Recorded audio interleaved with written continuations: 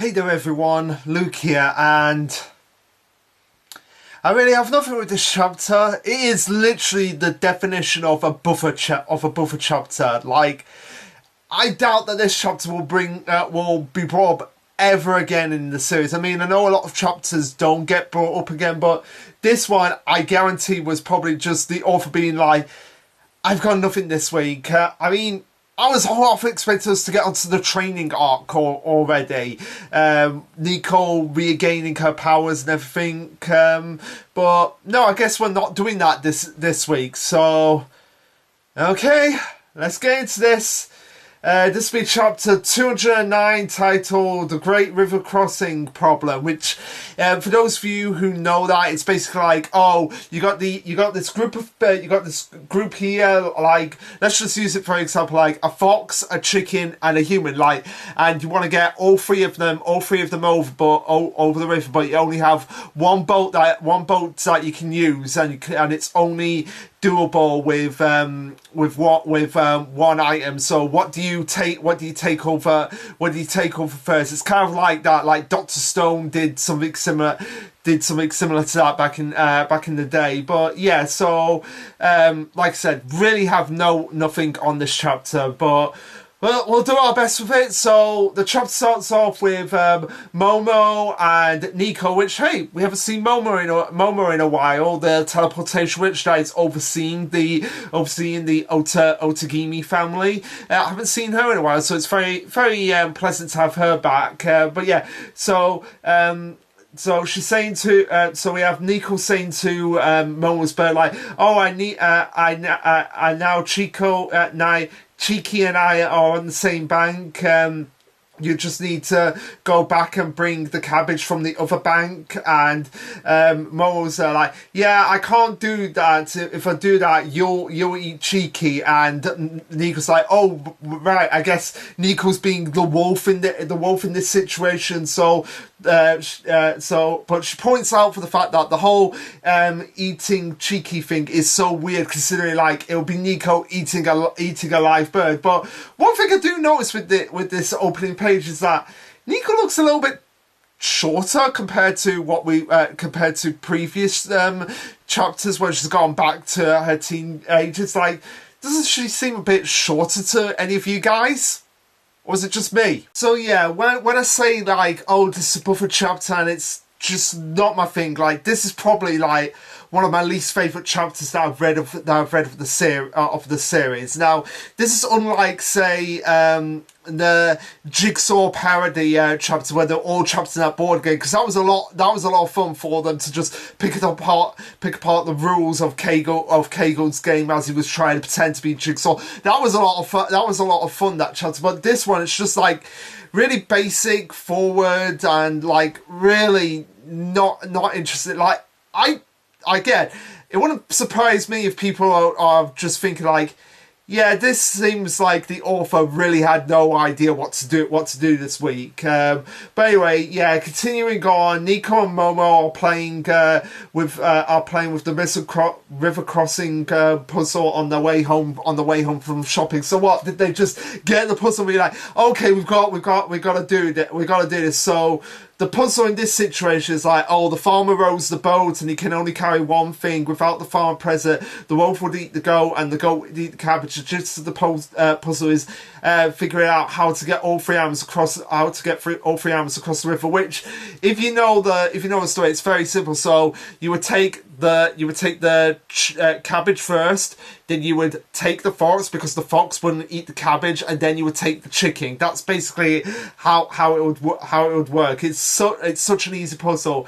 But before they can carry on with this, they just have a box literally just appear out of nowhere with a guy's legs just sticking out of them, which totally freaks them out. Because you can imagine, like, that's the last thing that they were probably expected to see today, like just coming up with a inventive way of how to do this puzzle, and then all of a sudden guy in a box pops in front of them and just they're like, what the hell is that?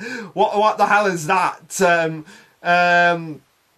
Oh no. It's no, from okay, so from what I'm getting here, it's like, no, they see the box over somewhere. They're like, what is that? And then they see guys' legs sticking out of them, and they're just like, what the hell is going on here? The feet are just sticking out, and it's like the Inugami curse, but in real life. Now, I don't know what that curse actually is. Like, maybe someone could bring that up. Like, what is that? What is that like actually a reference to? I mean, assume it's some sort of Japanese folklore. So if someone can bring it up, that'll be great. But yeah, more points out like, oh, some people have some strange hobbies, I guess. And Nico's like, yeah, let's just leave it to them.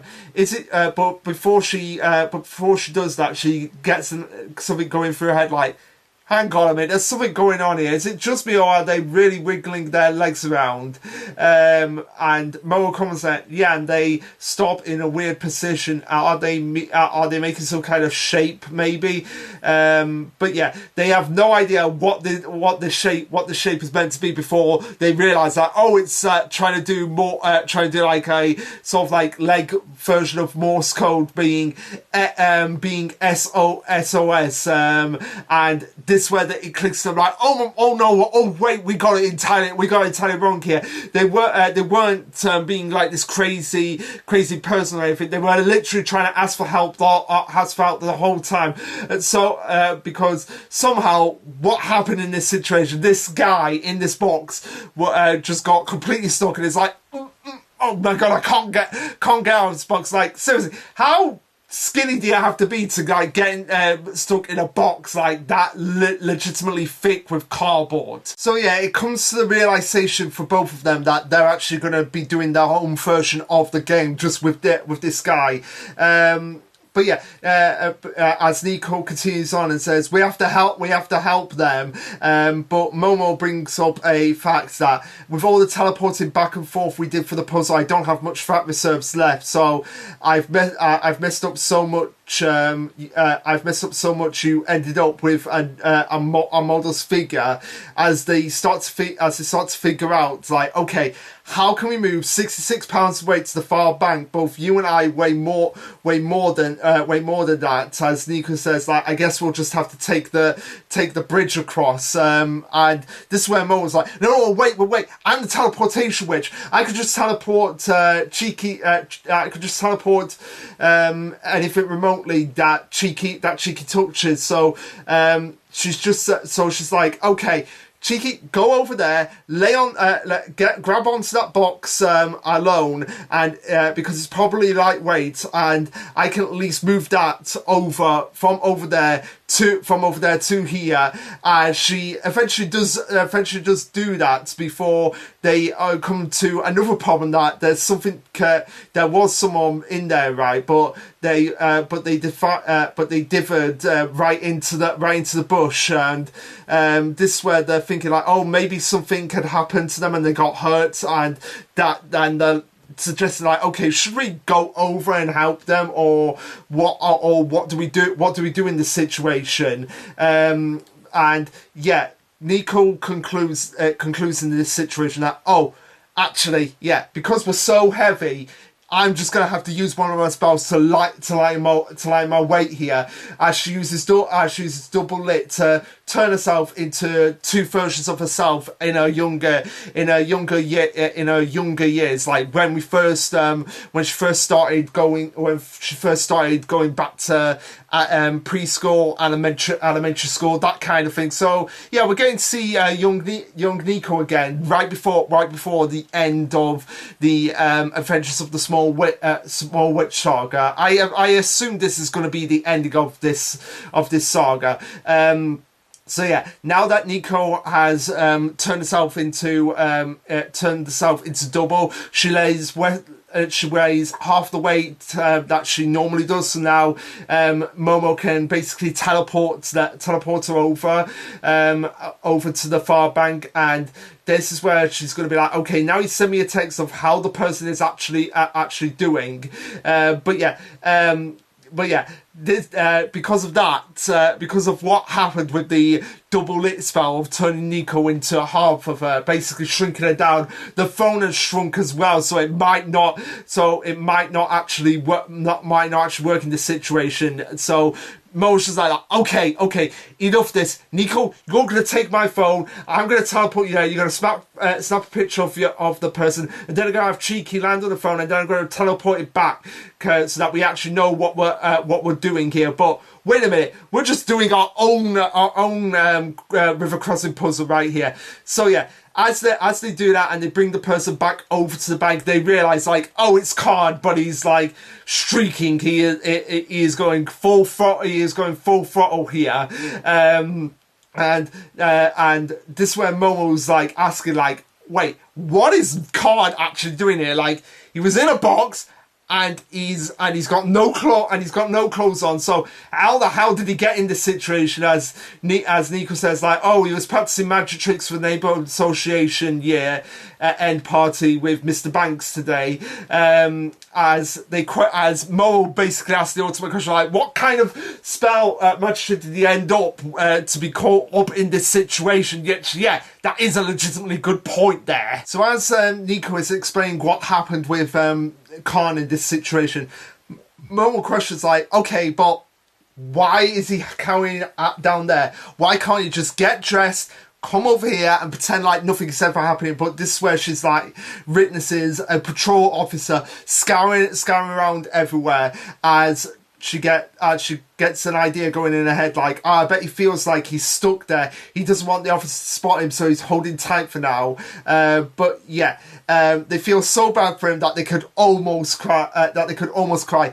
Emphasis on almost, because honestly, Khan really got himself into this predicament in the first place. If he just called up to the officer and said, like, no, it's not what you think, officer, and maybe even Momo could vouch for him. It's like, yeah, this doesn't normally happen with him. I trust him. Can we just take him back? Can we just take him back home? Yeah, he can cover himself up with something I'm wearing. Like, they could easily do that to get out of this situation. But yeah, they even bring up, like, oh, it'd be easy if Nico could look for his clothes, but thanks to Doublet, she doesn't have quite the brain power for that. Before this, where Momo gets the idea in her head, like, wait a minute, you use Doublet, Nico, on yourself. So if you dispel Doublet right now, which bank would you end up on? She can't really figure it out. But yeah, she decides to try it out anyway by dispelling it, and she ends up being teleported over to the side that Khan is actually on. So she returned to the side on the far bank. Then Double does have a dedicated main body that the copies all return to. So this is where Momo says, like, okay, I have enough to teleport another £16. I'll double it cautions over £130, so double him down into apes, and we have Cheeky perch on his main body so that we can actually get him over to our side, get him out of that situation, get him not seeing where the officer is actually seeing. And yeah, this is where they've realised they've turned it into just like this really elaborate, complicated puzzle, which, yeah, even though it is a complicated, it's still one of the most underwhelming Witch Watch chapters we've had in a while. I'm sorry for people who love this chapter, but I really cannot get into one of these chapters. I'm so hopefully this upcoming chapter will be better, chapter 210. I get the feeling that the author is just doing that to, like, just give it a nice round number so that they can work off, like, okay, this is going to be part 1, part 2, part 3. Please, just get on with the training arc already, please. So yeah, continuing on, Nika says ape, so I have to count double on him three times, and they're like, oh, quick, the officer's moving, just get on with it, don't care about what Khan looks like, don't care about how much he's freaking out, just get on with it, because he might come out on his way, and we're out of time. So yeah, Nika says, Khan, don't worry, I'm splitting you up into apes, don't question about it, we're gonna chop you up. And Khan says, like, are you really gonna chop me up? Yes, we are, just get on with it, double it times 3. And yeah, this is where Mo was like, okay, double it's happened. The signals, we've got to get him over here, so teleport him. And yeah, we have Khan basically taking on what looks like to be a reference to Puck from Berserk here, except without the wings and being like a pixie fairy. As Mo says, oh geez, you startled me. At 1/8 size, I guess you're too much of a baby to think about covering up. But since you're just a teeny baby, it's not as big as a deal. So Mo was just like, okay, what's the next? Geez, the steps for the rest of the cards, they are complex. But yeah, Nico says, double it, this spell, as Khan is eventually transformed back into himself. So thank God they were able to get through that, because I don't know how much more embarrassment Khan could have taken in this chapter. So after Khan is back to his normal size and has been able to eventually calm down, he starts to explain what the hell actually happened. So at first they were just going to do some simple magic tricks, but then Yukiare, which I assume is part of like the group that Khan was a part of, said she was looking forward to our act. So he started to say, so Banks started saying that we should do flashier tricks like vanishing clothes. It got so bad that we got into this big fight today. Then he stormed off in the middle of the... So basically they got into a fight, and not only that, he accidentally took Khan's bag with all his clothes in, and this is where Mo was like, okay, you don't need to explain all of it. We kind of get the gist of it. You really didn't want to hear about any neighborhood association drama. And Khan's like, well, yeah, I kind of wanted to go home, but somehow I ended up in this situation. So could you please just lend me your coat until we get home? And as soon as that is mentioned, Nico and Mo are just there like staring like, yeah, that probably did cross our minds, but we're not going to get through that. We've already been through this once before. So we're not giving you our clothes to a naked boy. And Khan's just like, no, please, I've already been through a lot of this. I don't want to have to go through all of this again.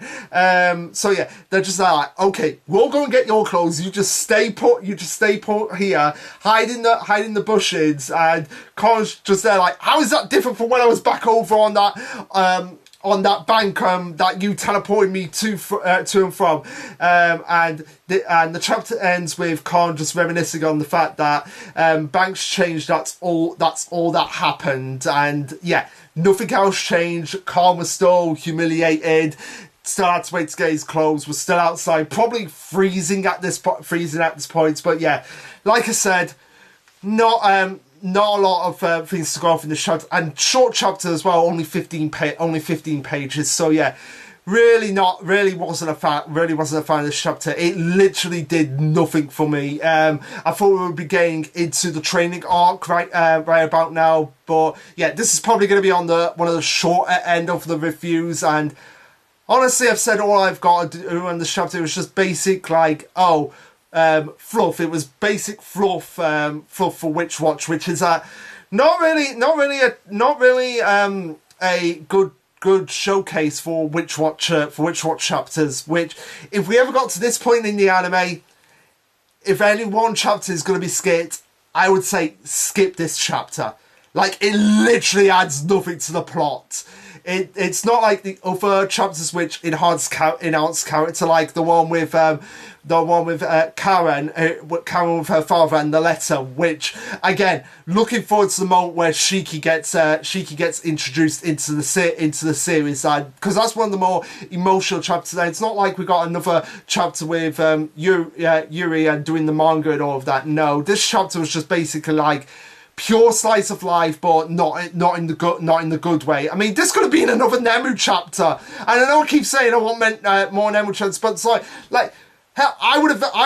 It would have been nice to have a chapter with Nemu, Charmy, and Nico all together before going off to the training, if Nemu is even going to be part of the training. But that's something we'll have to wait and see. So anyway, guys, what did you think of this chapter? Let me know. Like, subscribe, comment, all that jazz. And this will be Lasherluke signing off. Later, guys.